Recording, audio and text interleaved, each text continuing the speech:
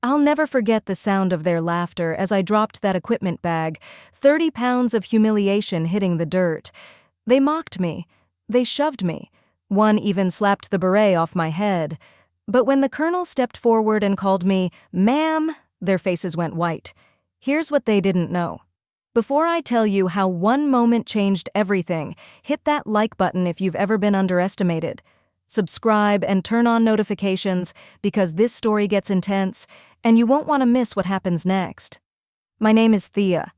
I'm 28 now, but this story takes place during what should have been my first week at a military training facility.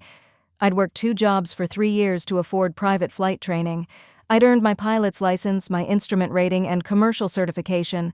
I'd logged hundreds of hours in the cockpit, learning to fly when most people my age were sleeping in on weekends, but no one at this base knew that. To them, I was just another recruit who didn't belong. I still remember the smell that hit me the moment I stepped off the bus at Fort Meridian. It was this thick mixture of jet fuel, freshly cut grass, and diesel exhaust, the kind of scent that clings to your clothes and somehow makes everything feel more real, more permanent. It was early July, and the heat was already unbearable at 7 in the morning. I could feel sweat forming at the back of my neck as I stood there with my duffel bag, looking at the sprawling base ahead of me. This was it. Everything I'd worked for. 2 jobs for 3 years. Every spare dollar poured into flight training, every weekend spent in the cockpit instead of sleeping in. I had my pilot's license, my instrument rating, my commercial certification.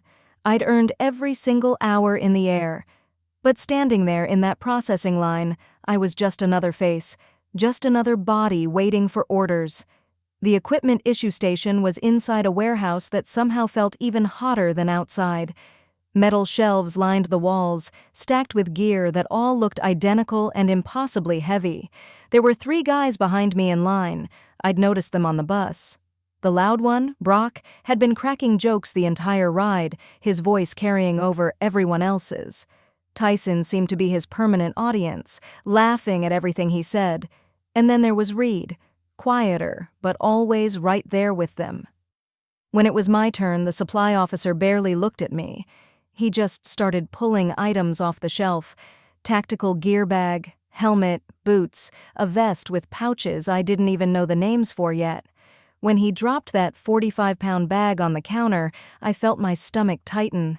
I'd expected this to be hard, but holding that bag, feeling the weight of it, I suddenly understood the gap between expectation and reality. I gripped the handles and tried to swing it onto my shoulder the way I'd seen others do. It was heavier than I anticipated, awkward, and the strap kept slipping. I could feel my face getting hot, and not just from the temperature. Behind me, I heard Brock's voice cut through the warehouse noise. "Seriously? Can't even handle basic equipment?" Someone laughed. Tyson's voice joined in next. "Maybe she thought this was summer camp or something." I finally got the bag up, but my footing wasn't solid. I stumbled just slightly, trying to redistribute the weight, and that's when I felt it. A deliberate shove from behind. Brock had bumped into me, hard enough that I couldn't recover. The bag slipped from my grip and hit the concrete floor with this awful, echoing crash. Everything spilled out. The helmet rolled a few feet away. My hands were shaking as I dropped to my knees to gather everything. The laughter was the worst part. Not just Brock and Tyson, but others too. People I didn't even know, who didn't know me, laughing because I'd dropped something heavy. The supply officer didn't say a word. He just stood there watching me scramble to pick up every piece, shoving items back into the bag with trembling fingers. My face was burning so hot I thought I might pass out. This was day 1. Hour 2 maybe. And I was already marked. Already labeled as the one who couldn't handle it. As I finally got everything together and moved out of the line, I caught my reflection in a window. My eyes were glassy with tears I refused to let fall. I thought about my mother's voice from the night before I left. "Show them with action, not words, Thea." So I swallowed hard, adjusted the bag on my shoulder, and kept walking. But inside, I was already wondering how I'd survive even 1 week of this. By day 3, I thought maybe things would settle down.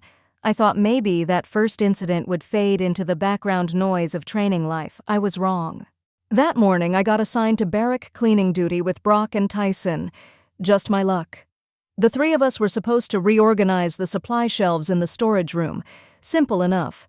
I was on a ladder, stacking boxes of cleaning supplies, trying to stay focused and invisible. I'd learned quickly that invisible was safer. My water bottle was sitting on the shelf below me, and I heard Brock's footsteps getting closer. I didn't think anything of it until I heard the plastic hit the floor, and then felt the cold water splash across my leg and soak into my uniform pants. "Oops," Brock said, and I could hear the smirk in his voice without even turning around. "Better change before inspection, Princess. Oh, wait, you've got 3 minutes." My heart dropped. Inspection. I'd completely forgotten. I climbed down that ladder faster than I'd moved all week, grabbed my water bottle, and ran back to my bunk. But 3 minutes wasn't enough, not even close. When the inspection officer came through, the wet stain on my uniform was impossible to miss. I tried to explain, but explanations didn't matter. Failed inspection meant punishment.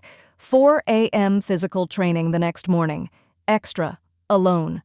The cafeteria on day 5 was when I realized the isolation wasn't accidental anymore.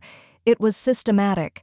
I sat alone at a corner table with my tray, and I could feel the stares from every direction. Whispers followed me everywhere now. I'd become a story people told, a punchline to jokes I wasn't around to hear. Brock's group sat 3 tables away, but they might as well have been using a megaphone. "I give her 1 week before she quits," Brock announced, loud enough for half the room to hear. "Any bets?" Tyson leaned back in his chair, grinning.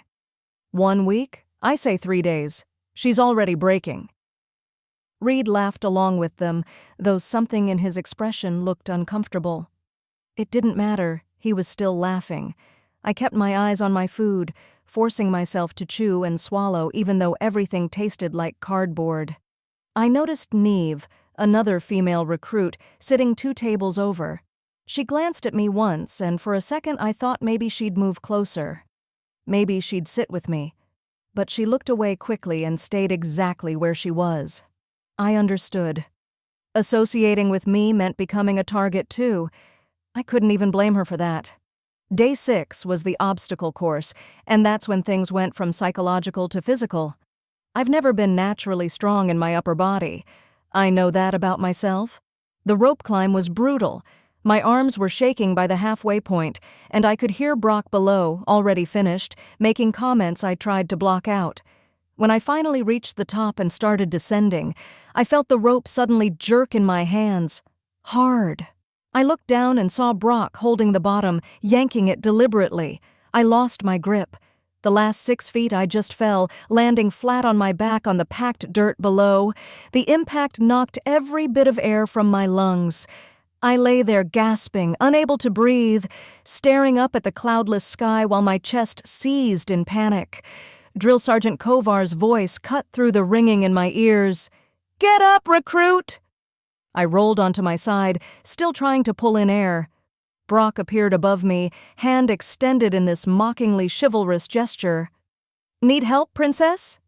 I slapped his hand away and forced myself to stand on shaking legs. He smiled at me, this cold, satisfied smile. "Pride won't carry you through this program," he said quietly, "just for me." That night, I locked myself in a bathroom stall and cried until my ribs hurt. I heard someone enter, Neve's voice asking if anyone was in there. I stayed silent. She paused at my stall door for a long moment, then left without saying anything. I sat there alone, wondering why I was putting myself through this, knowing I couldn't quit. Day 7 started like every other morning that week, too early, too hot, and with a knot of dread already sitting heavy in my stomach. We had formation in the main yard at 6 a.m., full gear inspection before some kind of simulation exercise. I was carrying everything, tactical pack, training rifle, communications equipment. Altogether, it had to be at least 65 pounds. The heat was already building, the kind that makes the air shimmer and stick to your skin. They said it would hit 95 degrees by noon.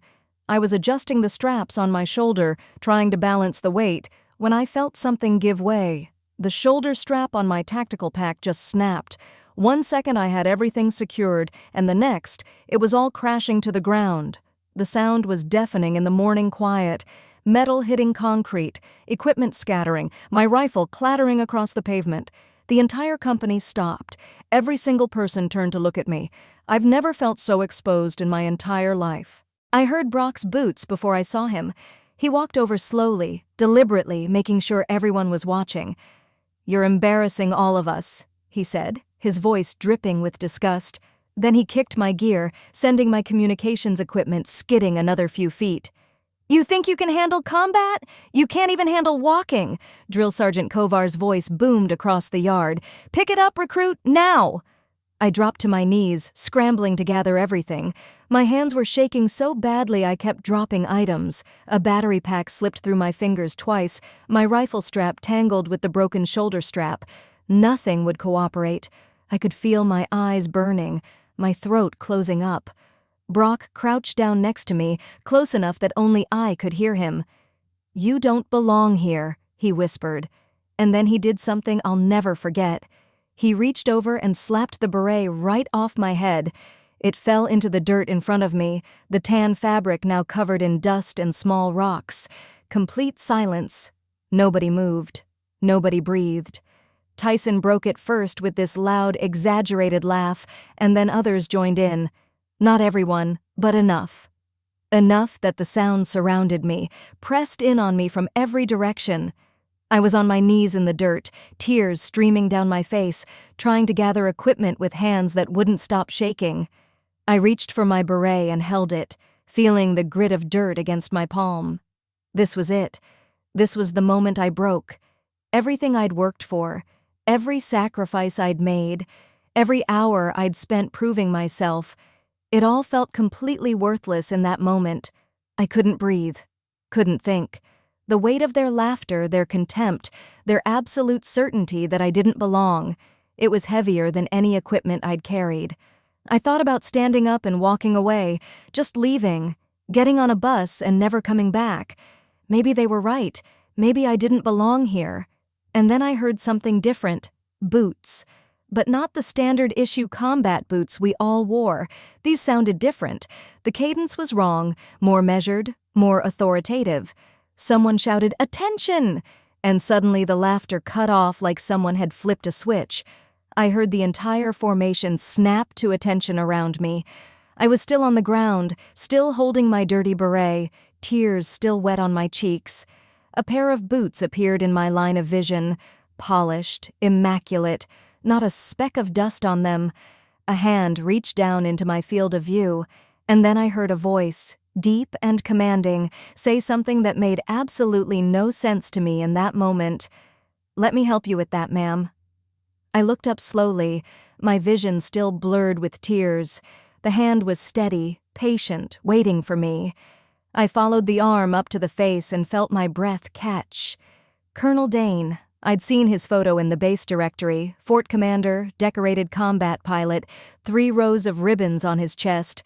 I could see the distinguished flying cross among them, gleaming in the morning sun. He was standing there in front of me, hand extended, looking at me with something I hadn't seen all week. Respect. "Let me help you with that, ma'am," he said again, and this time I registered the word. Ma'am. Not recruit, not princess. Ma'am. I took his hand and he pulled me to my feet, then bent down to gather my scattered equipment. The fort commander was picking up my gear. Behind me, I could feel the confusion radiating off the entire formation like heat. I heard someone's breath hitch in shock. Out of the corner of my eye, I saw Brock's face had gone completely pale. Colonel Dane picked up my beret, brushed the dirt off carefully with his own hand, and held it out to me. I took it with trembling fingers, and he waited while I placed it back on my head. Then he turned to face the formation, his voice carrying across the entire yard. "Captain Thea Rains," he announced, and I watched as every face shifted from confusion to shock. "Welcome to Fort Meridian." You could have heard a pin drop. Nobody moved. Nobody even seemed to breathe. Brock looked like he'd been punched in the stomach. Tyson's mouth was actually hanging open. Reed had gone sheet white and taken a step backward. The colonel continued, his voice firm and clear. For those who don't know, Captain Rains is not a recruit. She's an active-duty Air Force captain here for specialized rotary wing training. She's logged over 2,000 flight hours. She's a combat veteran with 2 tours overseas, and she happens to be my daughter's commanding officer. The words hung in the air like smoke. I saw Drill Sergeant Kovar's face transform from stern to horrified, and then he snapped the sharpest salute I'd ever seen in my life. His hand was shaking. Around me, the world tilted on its axis. 1 second, I was on the ground, humiliated, the lowest person on this base. The next, I was above them all. Not beneath, above. Colonel Dane turned back to me, his expression apologetic. My sincerest apologies for the confusion, Captain. Your arrival paperwork was delayed in processing. We weren't expecting you until next week, and when you arrived early, you were logged as incoming personnel without rank specification. Administrative error on our part. I nodded, not trusting my voice yet. He gestured toward the command building. Would you walk with me, please? We need to sort this out properly. I picked up my gear.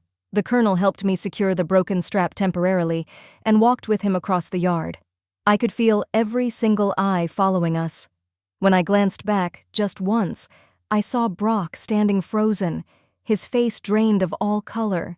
Tyson looked like he might actually be sick. Reed's hands were clenched at his sides, knuckles white. Inside the command building, the air conditioning hit me like a wall. Colonel Dane led me to his office and closed the door. Captain, I cannot apologize enough. This never should have happened. The way you were treated? He trailed off, shaking his head. Do you want to file formal complaints? Because what I witnessed out there, that was assault. That was harassment. I can have those recruits brought up on charges immediately. I stood there, still holding my beret, still feeling the phantom weight of their laughter. And I thought about what I really wanted. Not revenge. Something better. I looked at Colonel Dane and took a slow breath, the first steady breath I'd taken in what felt like hours. Sir, I don't want to file formal charges. His eyebrows rose in surprise. I continued before he could interrupt. Instead, I'd like to make a request. Let me finish the week as I started. Let me complete the training program with them. He leaned back in his chair, studying me carefully. Captain, you understand that would be highly unusual.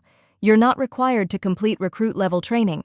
You're here for advanced rotary wing certification. I nodded. I know, sir. But I started something out there and I'd like to finish it, on my terms this time. He was quiet for a long moment, then a slight smile crossed his face. All right, but they will know your rank now. That changes the dynamic considerably. I met his eyes. That's exactly what I want, sir. We walked back out to the yard together. The formation was still standing at attention, nobody daring to move. Colonel Dane's voice rang out across the concrete. Captain Rains has requested to complete the tactical training course alongside you. She will do so with full rank recognition. You will treat her with the respect her rank and service record deserve. He paused, and I watched several people swallow hard. Additionally, she will be evaluating your performance as part of her command assessment training. Your conduct over the next 3 days will be noted in her reports. That last part wasn't exactly true. I wasn't doing any official evaluations, but they didn't know that. And watching Brock's face go from pale to absolutely ashen made me realize the colonel knew exactly what he was doing. He was giving me leverage without having to file a single formal complaint. The fear in their eyes would do more than any paperwork ever could. The rest of that day was surreal. Brock approached me during the afternoon break, his whole body rigid with tension. Ma'am, I need to apologize. What I did was, he stammered, searching for words, his earlier confidence completely shattered. I looked at him evenly. Noted, I said and walked away.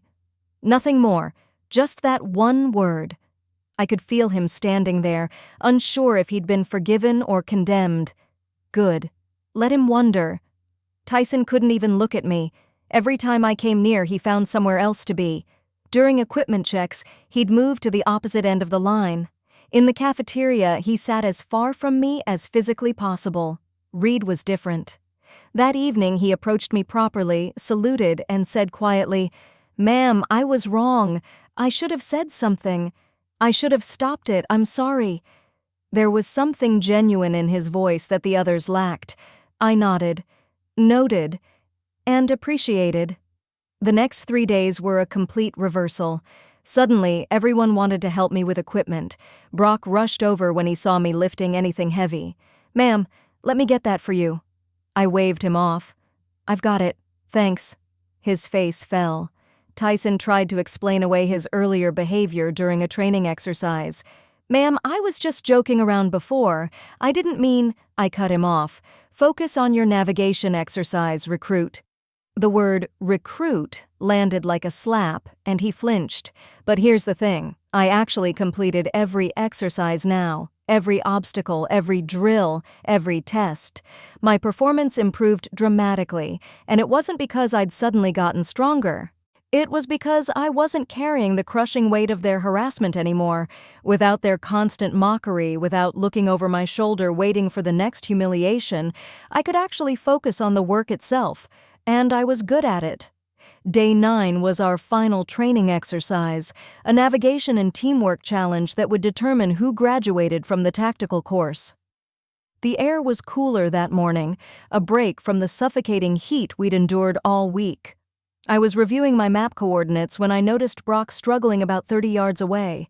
He kept looking at his compass, then his map, then back at the terrain, his frustration visible in every movement. His teammates had moved ahead and he was falling behind, getting more flustered by the second. I watched him for a moment, remembering how he'd watched me struggle with that equipment bag on day 1, how he'd chosen mockery over help. I could have walked away. Part of me wanted to, but I thought about the kind of leader I wanted to be, and it wasn't someone who repaid cruelty with cruelty. I walked over to him. He saw me coming and literally flinched, his shoulders tensing up. "Ma'am, I've got it, I'm figuring it out." I ignored his stammering and looked at his map. "You're reading the contour lines wrong. See how they're close together here? That's a steep elevation change. You're trying to route through a valley that doesn't exist." I traced the correct path with my finger, explained the terrain features he was missing. His eyes followed my hand, and I could see the understanding click into place. "Being strong doesn't mean knowing everything," I said quietly. "It means knowing when to ask for help." He looked up at me, and for the first time all week, I saw something real in his face. Not fear, not performance, actual understanding. "Thank you, ma'am," he said, and his voice cracked slightly. Later that afternoon, I was gathering my gear when I overheard voices near the barracks. Brock and Tyson. "She's struggling with the pack weight," Tyson was saying, and my stomach tightened, expecting another round of mockery. But Brock's voice cut him off sharply. "Then help her instead of commenting on it. What's wrong with you?" I stood there, hidden by the corner of the building, genuinely stunned. Growth. Actual growth. Graduation was the next morning. I stood in formation wearing my proper uniform this time, captain's bars visible on my shoulders. Colonel Dane gave a speech about leadership, about respect, about the dangers of assumption, and the importance of seeing people clearly. He didn't mention specifics, but every person in that yard knew exactly what he was talking about. Brock, Tyson, and Reed graduated. They'd completed the course successfully. As we were dismissed, Brock approached me one final time, standing at proper attention. "Ma'am, I need to say this correctly. I was wrong about you, but more than that, I was wrong about what strength means. I let ego and ignorance guide my actions, and I treated you in a way that was not only disrespectful to your rank, but to your humanity. That won't happen again. Not with you, not with anyone." I looked at him for a long moment. The apology felt genuine, earned through days of sitting with his own shame. "Apology accepted," I said. "Make sure your actions match your words going forward." He nodded, saluted, and walked away, his shoulders a little straighter. Then I saw Neve approaching, the woman who'd sat near me in the cafeteria but never quite close enough. "Ma'am," she said quietly, "I'm sorry I didn't stand with you. I saw what was happening, and I was too scared of becoming a target myself. I understood that fear intimately. I'd lived it. Next time," I told her, "be scared and stand anyway. Fear doesn't make you weak. Letting it control you does." Tears filled her eyes as she nodded. That night I sat alone in my quarters, holding my beret, the same one that had fallen in the dirt, the same one Colonel Dane had brushed off and handed back to me. I thought about that moment on my knees, surrounded by laughter, convinced I didn't belong. How close I came to walking away. How their certainty almost became my truth. But here's what I learned in those 7 days. They laughed when I struggled, because they assumed struggle meant weakness. They mocked what they didn't understand. They saw someone carrying heavy gear and decided that was the whole story. They never asked about the 2,000 flight hours. They never wondered why I was really there. They saw what they wanted to see, and they treated me accordingly. But strength isn't the absence of difficulty. It's not never falling down. It's getting back up with dirty knees and tear-stained cheeks and deciding to keep going anyway. It's choosing to help someone even after they've hurt you. It's being scared and standing up regardless. That week taught me that people will judge you on incomplete information. They'll make assumptions based on a single moment, a single struggle, a single perceived weakness. They'll laugh at what they don't know, and sometimes they'll be cruel about it. But your value isn't determined by their perception. It's determined by your perseverance, your character, and your choice to keep moving forward even when everything in you wants to quit. If this story resonated with you, if you've ever been underestimated, mocked, or made to feel like you don't belong, I want you to know something. You're not alone. We've all had our moment in the dirt. We've all heard laughter when we needed help. But those moments don't define us. How we respond to them does. Leave a comment and tell me about a time you proved someone wrong. Tell me about your moment of vindication, and hit that subscribe button for more real stories about turning humiliation into triumph, about finding strength in unexpected places, about the sweet satisfaction of quiet revenge through simple excellence. Remember this: the next time someone laughs at your struggle, the next time someone assumes you don't belong, the next time someone underestimates you based on what they think they see, they might not know they're looking at a captain. They might not know your whole story, and they definitely don't get to write your ending. I'm Thea, and I earned every bit of respect I didn't have to demand. Now go out there and earn yours.